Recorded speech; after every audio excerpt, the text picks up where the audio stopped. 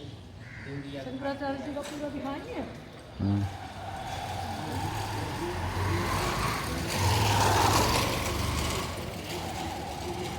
श्री राधे। तो आज हम अपने इस ब्रज की यात्रा में प्रेमियों बहुत ही उच्च कोटि के जो संत रहे हैं उड़िया बाबा, जहाँ पर हमारे शंकराचार्य जी भी आकर इसी आश्रम में आकर रुकते हैं। उनका अलग से बना हुआ है, अभी हम प्रवेश करेंगे। तो आज उड़िया बाबा के आश्रम में हम प्रवेश कर रहे हैं प्रेमियों। बहुत सुंदर ढंग से यहाँ पर भोजन प्रसादी बनती है। तो आइए आप दर्शन करें उड़िया बाबा का। श्री राधे। प्रेमियों, आज जो हमारे बड़े उच्च कोटि के वृंदावन के संत हैं उड़िया बाबा, तो उन्हीं के कृपा पात्र शिष्य कुलदीप जी आज कुछ बताएंगे उड़िया बाबा जी के बारे में।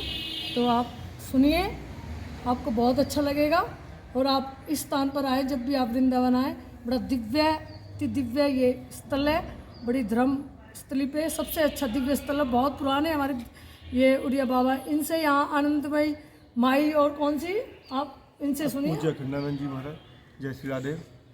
मैं पूज्य स्वामी स्वरूपानंद सरस्वती ज्योतिष एवं द्वारका पीठ उनका शिष्य हूँ, जो कि महाराज जी उड़िया बाबा की सेवा में रहे हैं। 4 वर्ष इसी आश्रम में बाबा के सानिध्य में उन्होंने योग वगैरह की बाबा से काफ़ी शिक्षाएं ग्रहण की। अखंडानंद जी और पूज्य स्वामी स्वरूपानंद जी ज्योतिष पीठ के और द्वारका पीठ के जो शंकराचार्य हैं, वो यहाँ पे रहते थे।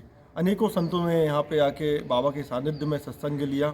पूज्य आनंदमयी माँ बाबा का पदार्पण वृंदावन धाम में मैंने संतों के मुख से, पूज्य गुरुदेव के मुख से सुना कि बाबा 1935 के लगभग में वृंदावन में बाबा का हरि बाबा और उड़िया बाबा दोनों साथ में वृंदावन आए। इसके बाद बाबा जब वृंदावन पहली बार आए, कुछ संतों के साथ में, अलीगढ़ क्षेत्र के संतों के साथ में, गृहस्थों के साथ में, सेठों के साथ में, क्योंकि बाबा पहले गंगा किनारे, राम घाट है अलीगढ़ से आगे, नरोरा के आसपास में, वहाँ पे बाबा रहते थे गंगा किनारे पर्ण कुटी बना के। तो वहाँ से बाबा को काफ़ी भक्त लोग जुड़ गए। बाबा के सत्संग के माध्यम से काफ़ी लोग प्रभावित हुए। तो अलीगढ़ क्षेत्र, बुलंदशहर इत्यादि, हाथरस इत्यादि जगह के सेठ लोग बाबा को वृंदावन धाम में लाए। और वृंदावन में बाबा जब आए तो वृंदावन की अद्भुत एवं बांके बिहारी की कृपा से बाबा का मन हुआ कि अब वृंदावन में ही वास करें और यहीं पे भगवान के क्रीड़ा स्थली में निवास करें और यहीं से सत्संग एवं प्रवचन इत्यादि जो बाबा का क्रम चलता था, यहीं के माध्यम से चलता रहे। और तो बाबा की तो इच्छा नहीं थी कि वृंदावन में कहीं भी आश्रम बने, क्योंकि बाबा गंगा किनारे पहले भी पर्णकुटी में ही रहते थे। घास फूस की झोपड़ी बना दी जाती थी। बाबा, क्योंकि बाबा जो थे शरीर से परे थे, विरागी थे। हाँ, बाबा देखा जाए परमहंस की श्रेणी में थे, दंडी सन्यासी थे। बाबा जो पुरी के शंकराचार्य थे, मधुसूदन तीर्थ, उनके दंडी सन्यासी शिष्य थे बाबा का नाम था पूर्णानंद तीर्थ।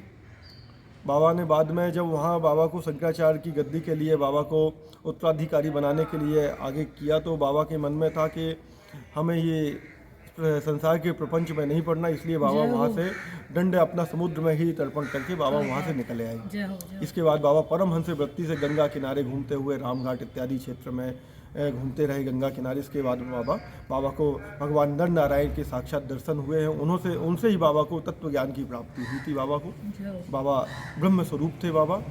और आज भी बाबा की कृपा इस आश्रम में, और बाबा के जितने भी भक्त परिकर हैं जो बाबा के प्रति श्रद्धा रखते हैं, उनके ऊपर बाबा की कृपा आज भी बरस रही है। बाबा ने अन्नपूर्णा की सिद्धि बाबा को थी, क्योंकि बाबा ने देखा, बाबा उड़ीसा प्रांत के थे, तो बाबा के मन में था कि उड़ीसा में हर समय अकाल पड़ता रहता, जिससे लोग भूख के कारण मर जाते थे। तो बाबा के मन में था कि मैं कुछ ऐसी साधना करूं जिससे इनको तृप्त कर सकूं। तो भगवती की कृपा से बाबा ने साधना की। बाबा ने कई जगह साधना की है, घोर जंगलों में, कामाख्या इत्यादि, गंगा के किनारे बैठ के घोर तपस्या बाबा करते थे। तो बाबा को अन्नपूर्णा की सिद्धि प्राप्त है, और आज भी हमारे आश्रम में अन्नपूर्णा की सिद्धि कृपा बाबा की बरस रही। बाबा की यहाँ पे समाधि है, जिसमें बाबा समाधि तलघर में नीचे बनी हुई है, प्राचीन समाधि जहाँ बाबा रहते थे। अभी कुछ साल पहले ही समाधि का जीर्णोद्धार कराया गया है, जिसमें लोग आते हैं बाहर से, बैठ के बाबा की समाधि के दर्शन करते हैं, वहाँ पर बैठ के ध्यान साधना करते हैं। ये दिव्य बाबा का आश्रम है, जहाँ पे आज भी बाबा की अनुभूति होती है। महाराज जी, अभी हमारे भैंसर जी ने बताया कि यहाँ पर महाराज जी जब लड्डू वगैरह प्रसाद वगैरह बांटते थे तो हमेशा 2,000 लोग हो।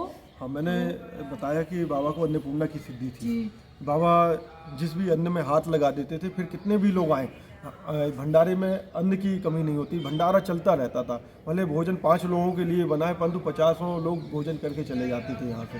ऐसी बाबा की आज भी कुछ ऐसे भक्त लोग हैं, आगरा के आसपास के गांव के जो लोग आते हैं वो बताते हैं कि बाबा हमारे गांव में जाते थे, भोजन तो बनता था 10-15 लोगों का, परंतु बाबा के साथ में टोली चलती थी, उन सबके लिए भोजन की व्यवस्था हो जाती थी बाबा के हाथ लगाने से ही। ऐसी कई बाबा के संस्मरण हैं जिसमें ऐसी कई बातें आती तो हैं। आप भी भक्त हैं भैया जी। आपने वो जो हमको बताया था लड्डू का, तो थोड़ा बताइए कैसे वो। महापुरुषों के मुंह से सुना है हाँ कि बाबा महाराज वहाँ सामने बैठते थे जी जी तो 108 लड्डू दिए गए तो वो अपना अंगवस्त्र उसके ऊपर जो ढक दिया करते थे, और उसके बाद में जितने भी भक्त लोग होते थे सबको प्रसादी मिलती थी, चाहे वो 2,000 लोग हों चाहे वो 4,000 लोग हों। और बाद में जब आप चेक करते थे तो 108 लड्डू पूरे वहाँ मिलते थे। जय हो जय हो। ये बाबा महाराज का जो है। शंकराचार्य जी भी यहीं आके हाँ, होते हैं। परम पूज्य महाराज जी भी यहीं पर आकर के ये स्थान है उनके लिए बना हुआ है, महाराज जी यहीं पर आकर जी रुकते हैं। सामने हाँ। पूरा महाराज जी के ही संरक्षण में ये आश्रम अब चल रहा है। चतुर्मास में आते हैं ना। हाँ, महाराज जी ने बीच बीच में अभी होली में भी आए हुए थे। अच्छा। और महाराज जी ने 2018 में चातुर्मास भी किया। वो भी अपने को बाबा का ही कृपा पात्र एवं बाबा के प्रति गुरुत्व ही भाव है उनका भी, क्योंकि बाबा के सानिध्य में रहे। उनके उनसे ऊपर कौन है? यही था, उधर रखा है। अच्छा, श्री राधे प्रेमियों, हम उड़िया बाबा जी की दिव्य की दिव्य समाधि के दर्शन करने जा रहे हैं। तो आप सब देखिए, बहुत ही, आइए। श्री राधे जय हो। श्री राधे श्री राधे श्री राधे। देखो कितनी दिव्य श्री राधे।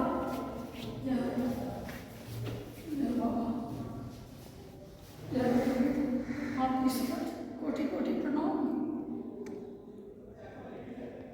कितने संत यहाँ से निकले। जय हो।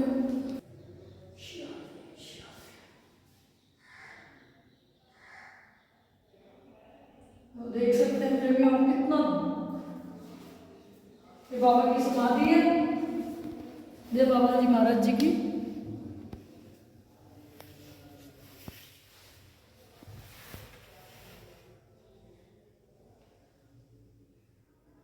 ये जो ग्रंथ उन्होंने लिखे, मुझे भी कुछ फोटो ले लो। एक फोटो ऐसी ले लेना मेरे साथ, तो ऊपर ऊपर